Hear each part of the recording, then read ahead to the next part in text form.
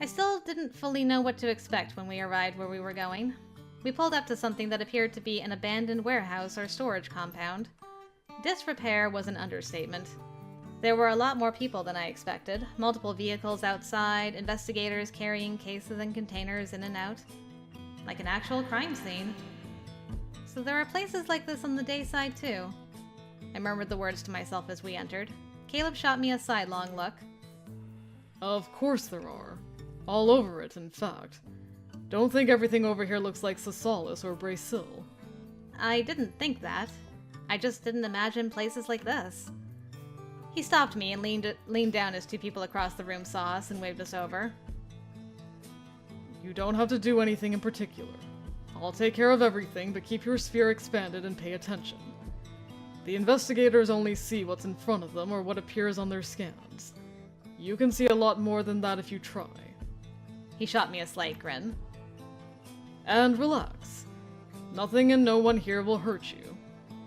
Yeah, our last date didn't exactly go well, if you'll recall. Date?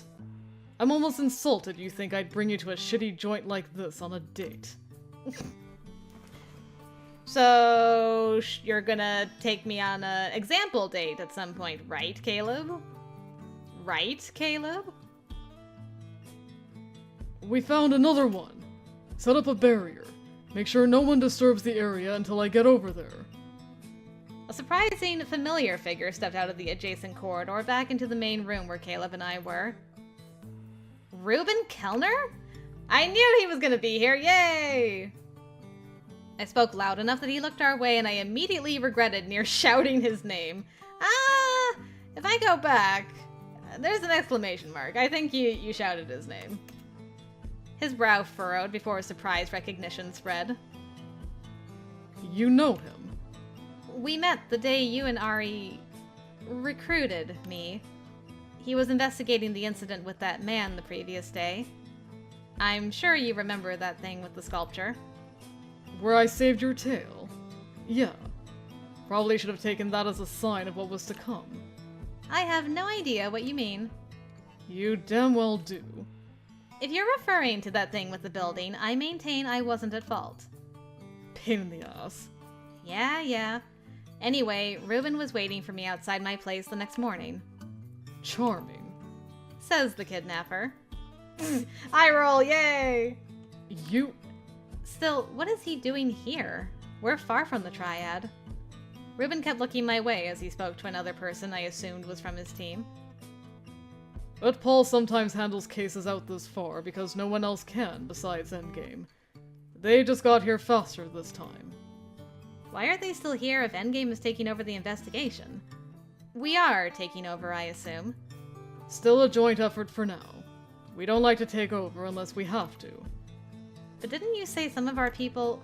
They don't know that. And we don't want them to. Ah, got it.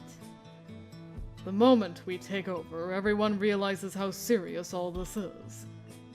Besides, these guys get cranky if we take over. Oh no, having to deal with cranky people. No one at Endgame has any experience with that. He gave me a scathing look, but I saw that half smirk. Come on, he looks like he might be in charge here. Let's go get an update on the situation. Alright. I had a feeling a lot of questions were in store for me now. This one is just like the others. Tell Winter to get a scanning team in here and verify it. But I think we'll find the casualty list is up to 10. Might have wiped out everyone staying in the area. Casualties. There wasn't a body anywhere, though. He handed off a tablet to the person next to him, a deep frown crossing his face. Is there a report on those components in the other room yet? Not yet. I'll let you know as soon as the scan results are in. Got it. He turned to us with a heavy sigh. His eyes lingered on my face as if searching for any reason I might be standing in front of him in this uniform. I expected Endgame to be showing up sometime soon. But I don't think anything would have prepared me for this. What are you doing here, Miss Leone? She's working, as I am. He held out a hand. Caleb Chung, First Guard, Queen's Rook.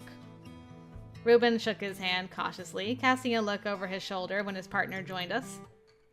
Hello, Winter. Reuben Kellner, Utpal Special Investigations. This is Winter Ashton. He looked my way again. I didn't catch your rank and position. I caught the curious lift of his eyebrow. He was just fishing for information on what I was doing here. That I suppose I could understand. First guard. Queen. I suppose this is where I ask how you went from being a student waiting on exam results to Endgame's queen in such a short amount of time. We'd heard a new queen rank was located, but I never imagined it was you. Same. Not until after I got shot at a few times and subsequently rescued. I suspected if I mentioned the arrest, Reuben would be at least a little indignant, so I refrained. Well, I was wondering what happened to you. I feared the worst when you vanished. I tried to circle back with you after our meeting, but by that time you were already gone. The developments were rather sudden. Connected with that man at the fountain? I can't say it wasn't related to him. Can't say it was either. I see. We caught his trail again, but he was heading into Delphine. There wasn't much we could do about that, so we had to let him go. He got out of that vivarium safely! Yay! Rory lives! I was glad. There were bigger things at play than just that, unfortunately. That's what I thought after I looked into it more. Your family disappeared, your records were tampered with. I guess it makes sense now. He spared Caleb a glare, then sighed as if he knew nothing would come of arguing about it. Are you alright? A queen rank? I wouldn't have guessed that. Of course she's alright. She's standing in front of you, isn't she? What do you think we might do to her? You might recruit her against her will. I can't imagine a university student in the middle of exams would up and join Endgame. You didn't know you were a queen, or you were hiding it.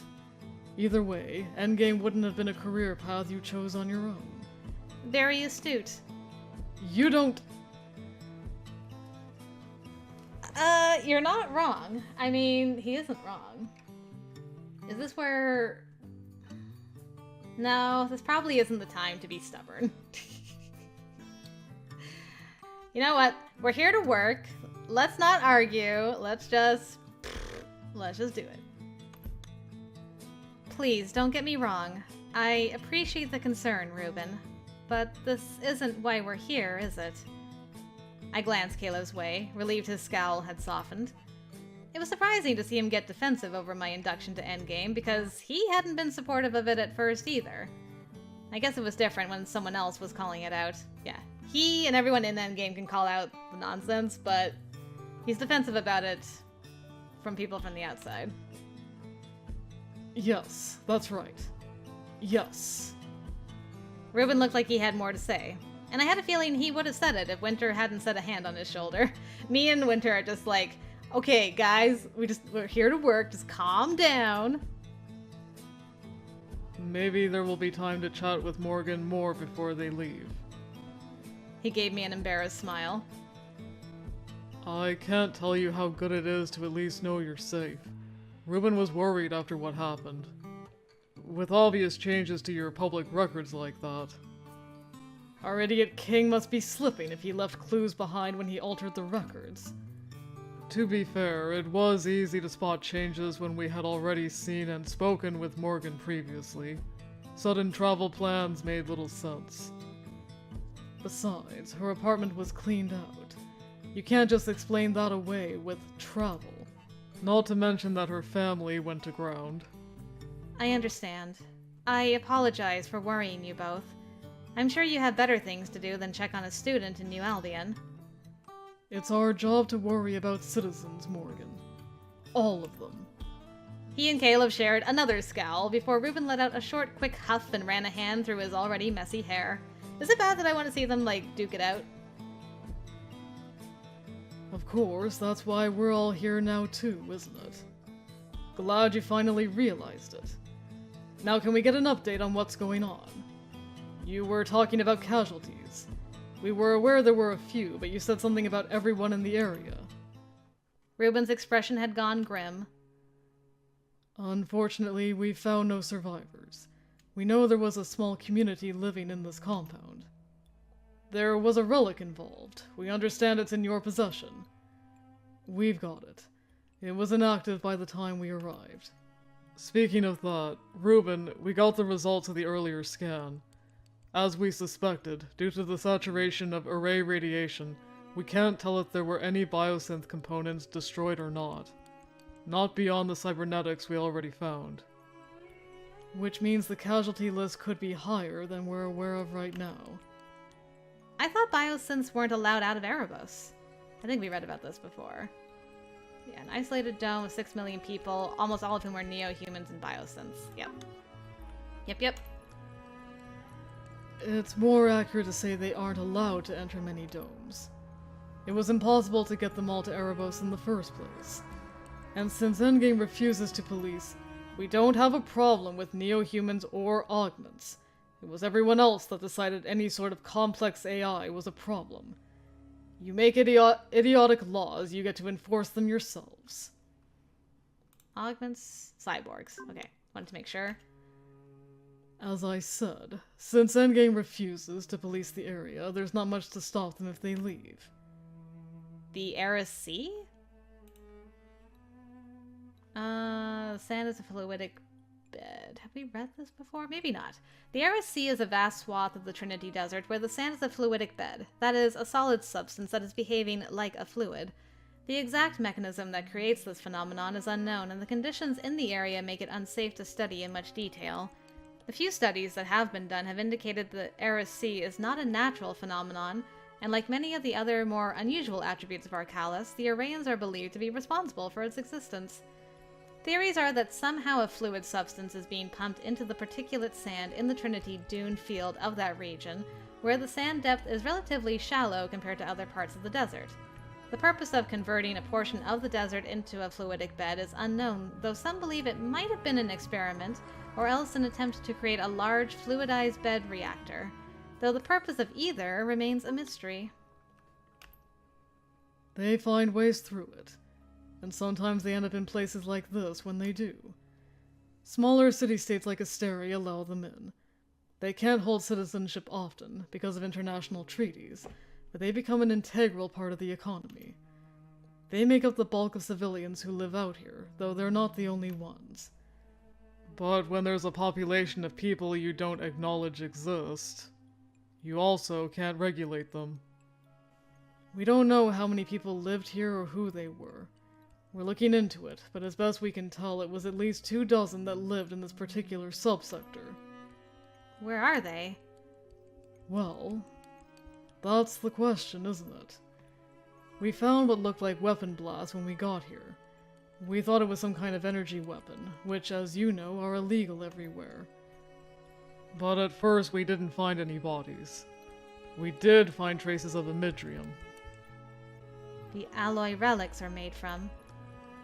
We aren't sure what happened yet, but we know there were victims in this building, several human.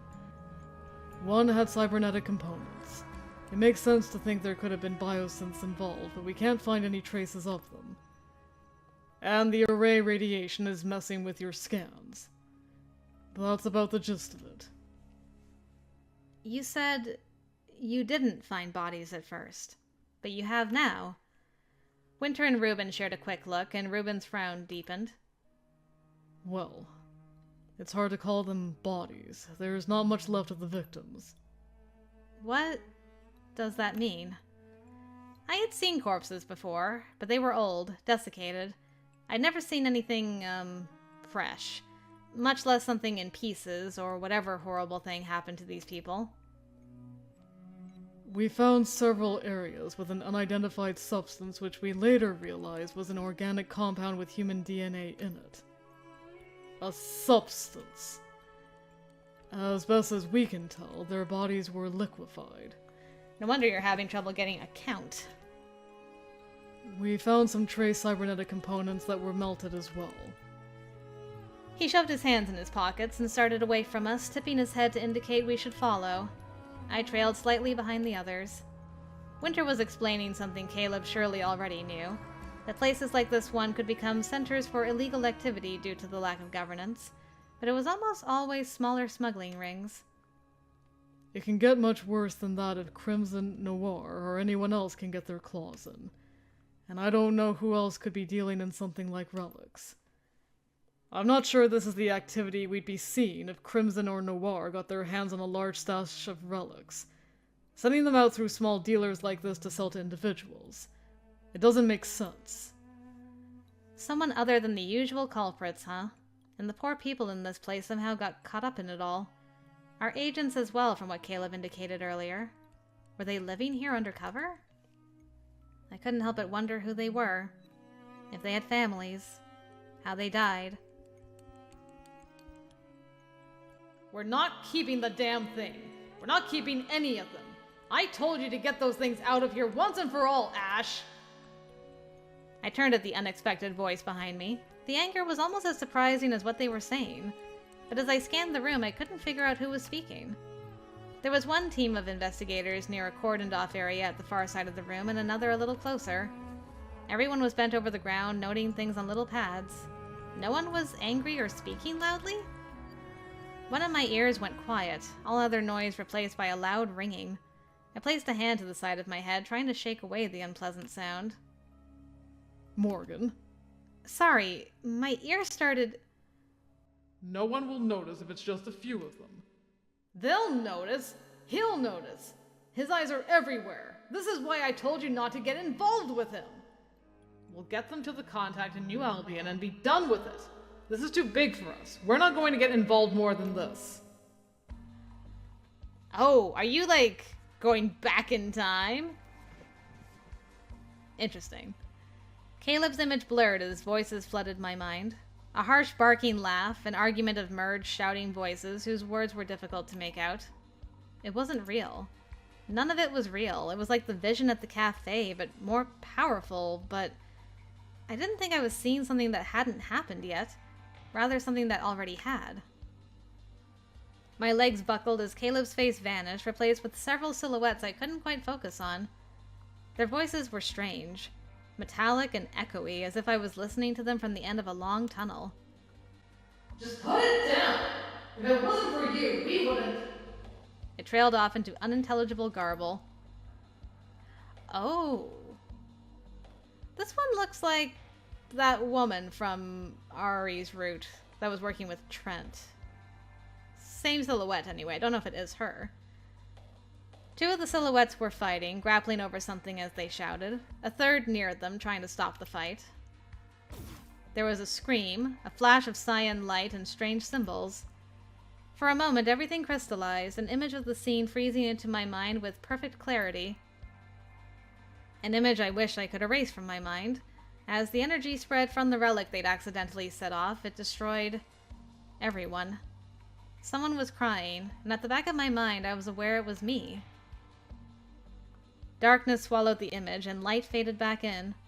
I let out a choked and strangled sob as I became aware of everything again. Morgan! Come on, come back. It's all right. You're not there. You're not with them. I was on the ground, fingernails digging into my knees. Caleb had an arm around me, speaking next to my ear. His voice was a gentle reminder I was back. I sucked in air as if I'd just been saved from drowning. It's all right. You're all right. Just breathe. And the rest of you, if you have time to stare, then finish your investigation. I swallowed hard, willing myself to push away from him and straighten, still taking shaky breaths. The ringing in my ears was fading, and everything was feeling more... real again. Caleb didn't release me.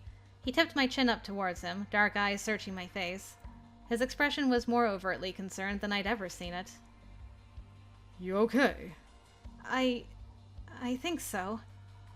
You don't look okay. What was that? Psychometric event, as far as I can tell. I'm pretty sure that's the one about the thing, right? Yeah, subscale post-cognition. Yes. He helped me to my feet, still keeping an arm around my shoulders. Excuse us. I think she needs some air before we debrief her on what that was about. Psychometrists are sensitive to places that have seen tragedy. That one hit hard. He said it as if it had happened before, but I think it was just to quell their questions and get me out of there. I mean, it was very smooth. I let him steer me away from them and out of the building, not even seeing where we were going. Haven't seen this background in a while. It was when we entered a nearby building to get away from everyone outside that I finally let out a shuddering breath and bent over, resting my hands on my knees. Nausea swarmed in my stomach, but I swallowed against it and tried to just breathe. The images from what Caleb dubbed a psychometric event felt more like a dream contrasted against reality now. That was a relief. I took another deep breath and let it out as I counted to 10. Come on, sit down. There is no one around to gawk at you here. He led me to an old beat-up crate where he had me sit.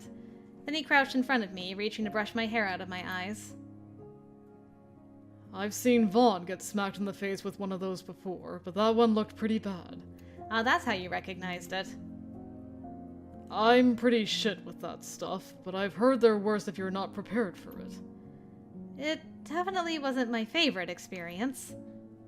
Your hands are freezing. He continued to rub them as he moved to sit on another crate next to me.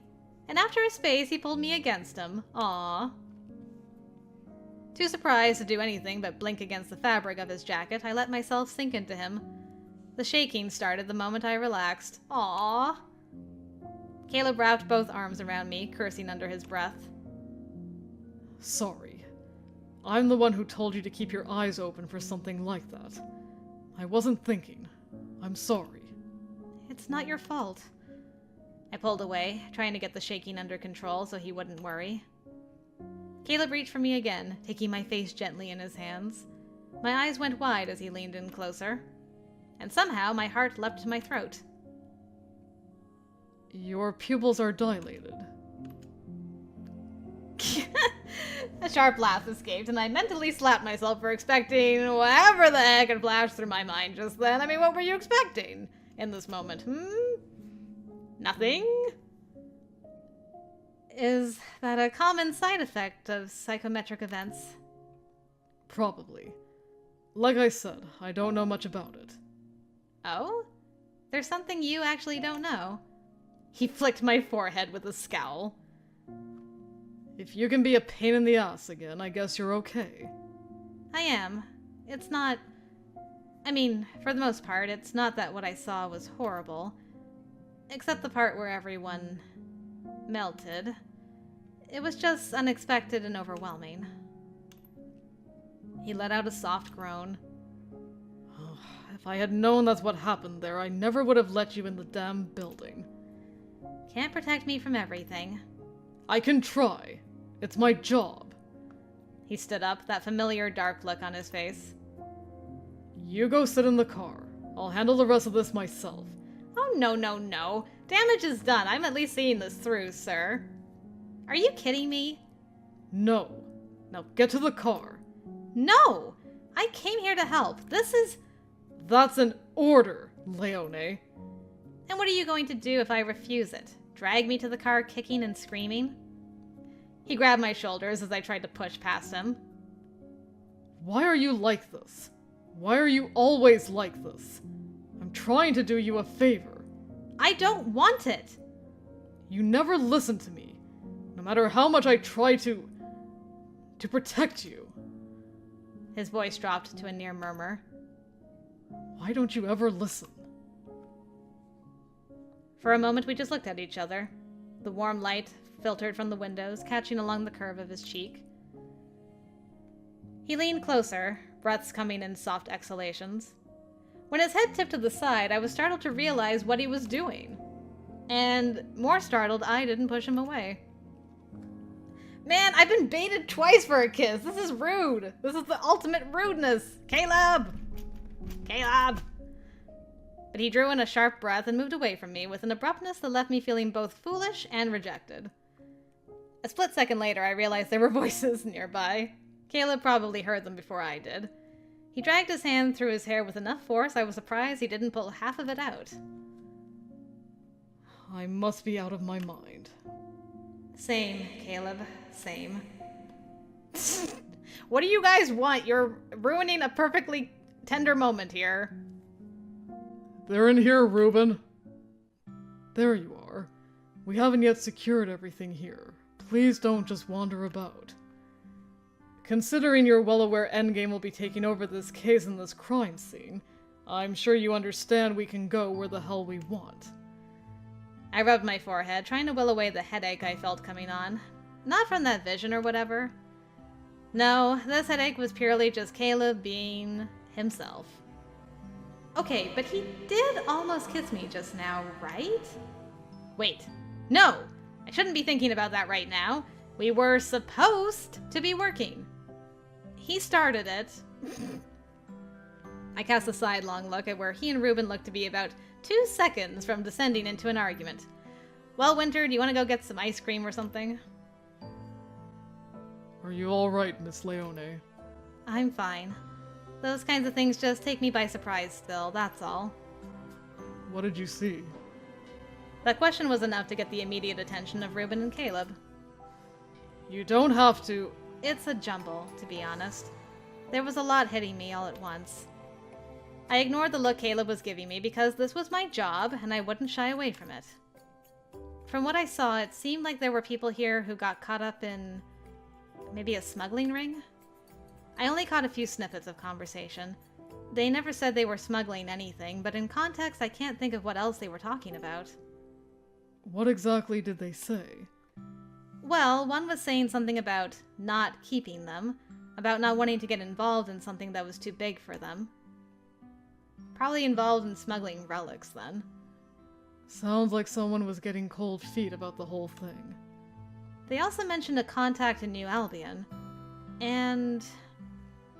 they mentioned a person, the ringleader, I assume. They said he has eyes everywhere. I guess they were worried about him finding out what they were up to. Maybe someone wanted to keep some relics to sell them off for personal profit. Seems like it, but what went wrong? There was a disagreement over it and a scuffle. I think they were fighting over one of the relics, and it activated on accident. Everyone was caught in it. Most of our scans have been in the other building, but we'll check the area. If it had a wide yield, then who knows how many were caught up in it. Disagreements like this aren't uncommon in this kind of situation, so what you saw tracks. How senseless. I agree. If they were talking about multiple relics, where are the rest of them? We haven't found anything yet, but we focus on the body count once we picked up human DNA. They could have stashed them anywhere. We'll search the area thoroughly. Carefully. We don't want to set off more of these things. We already know that. The bigger concern is this ringleader trying to spread relics around. We'll need to check if anything surfaced in New Albion. Something like this would create massive problems there. Feels like something big is happening. I don't say it much, but I guess you people are better equipped to handle this than we are. I expected protests about that, frankly. I know when I'm in over my head. I'm glad at least someone does. Morgan, wait here. I need to contact the tower. I hope you boys don't mind if we leave the cleanup to you for now. You always do. We'll be sending in a group of seasoned psychometrists to see if they can glean more details about what happened. For now, if your team finds additional relics, cordon off the area and don't touch them. You don't need to tell us twice.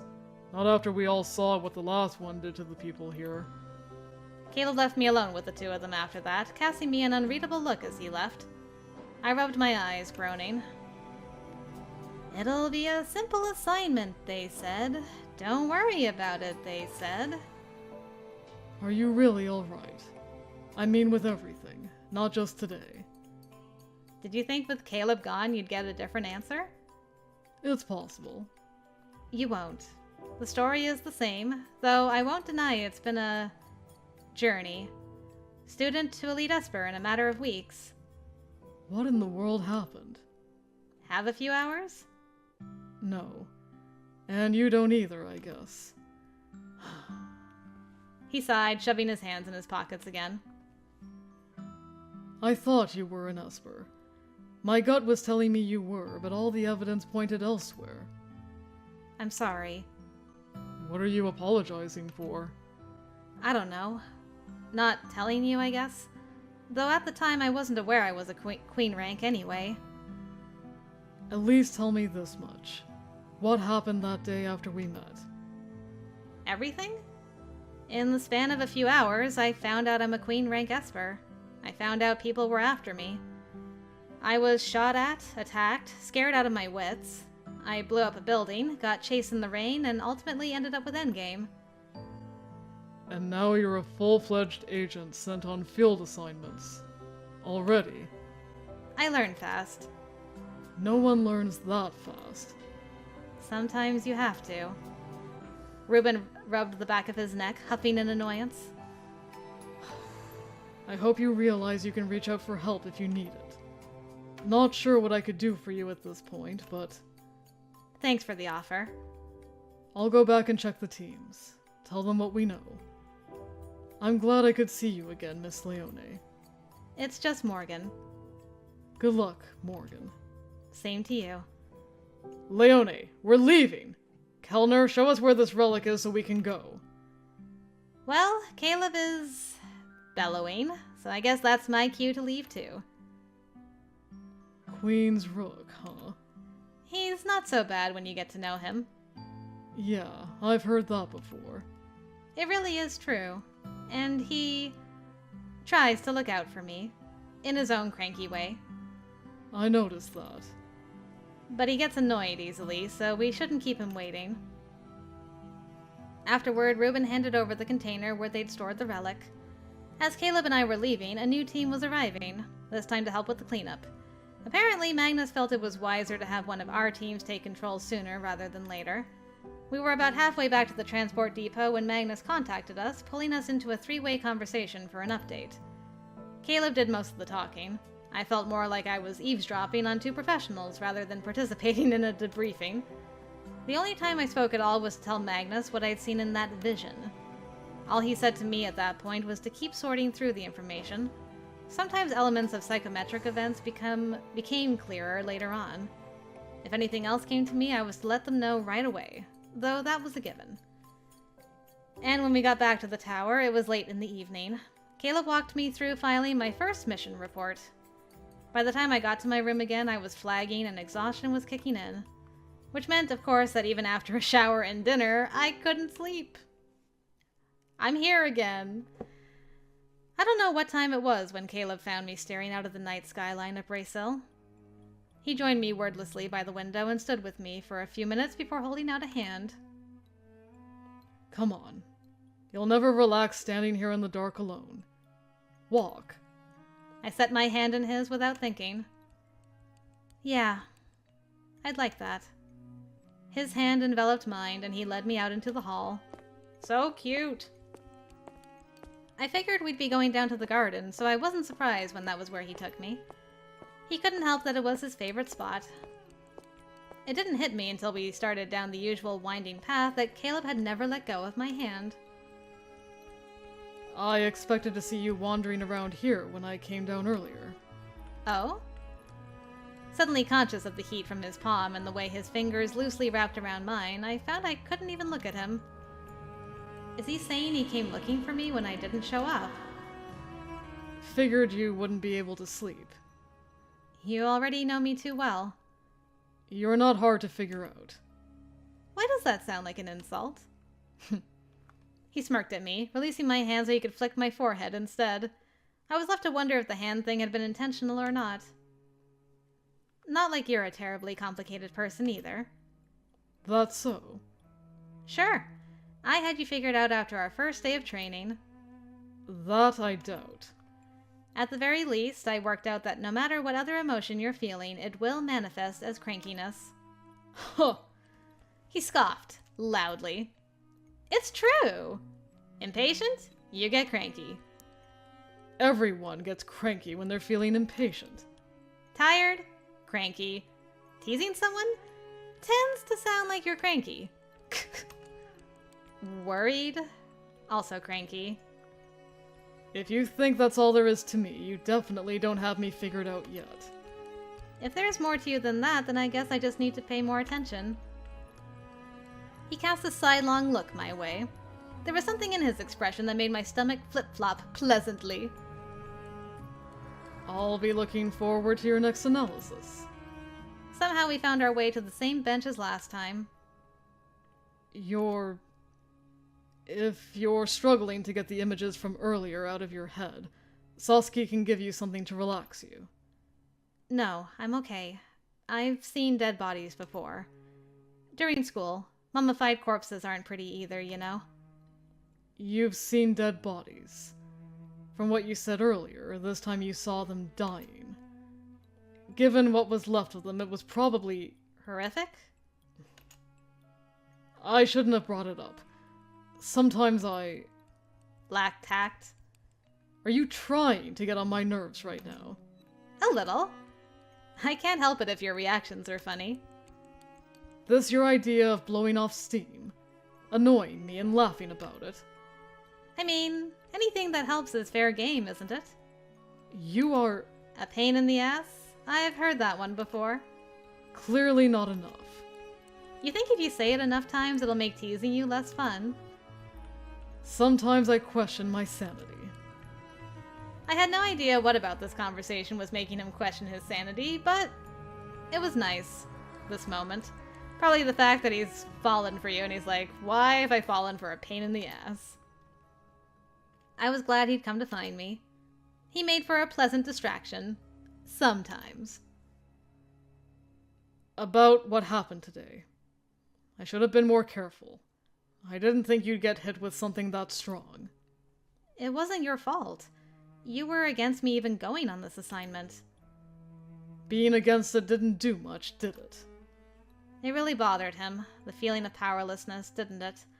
It bothered him, and then he would get angry because he knew he couldn't do anything about it. I should have just made you stay in the car. You can't always leave me in the car. I appreciate that everyone wants to look out for me, but I'm not that fragile. I know. That's what worries me. What did that mean? Caleb set a hand on my head, just resting it there for a moment. He frowned, sliding his hand through my hair to rest just briefly on my cheek, letting his thumb skim across before he pulled it away. A tender gesture I didn't quite expect from him. And I suddenly remembered what happened earlier in the day when we had been in that building alone. My heart started pounding against my ribs, and I had to look away from him, not wanting him to see whatever expression I was making in that moment. Things were changing between us. It was terrifying and thrilling. I was afraid to continue, but I didn't want to stop. There was a part of me that wanted to take his hand and press it to my cheek, to bury my face against him and let his scent and the sound of his heart wash away the stress and bad thoughts. That frightened me, but fear didn't lessen the desire to do it. It took a great deal of self-control to keep my hands in my lap. Girl's like, I wants it so badly. You did okay today. His voice was soft when he finally spoke, maybe a little tired. I don't think you're ready for anything harder, but today, you did okay. That almost sounds like a compliment. It is a compliment. You sound dubious. He gave the back of my neck a squeeze. I squirmed away from him, chuckling softly. I expected him to call me a pain again, but this time he didn't. We sat there together for a long time before he walked me to my room. I slept better than I had in a while, either because I was that tired or Caleb had just finally helped me calm down. It was a nice reprieve. Before I was completely out, I thought I should thank him. Probably.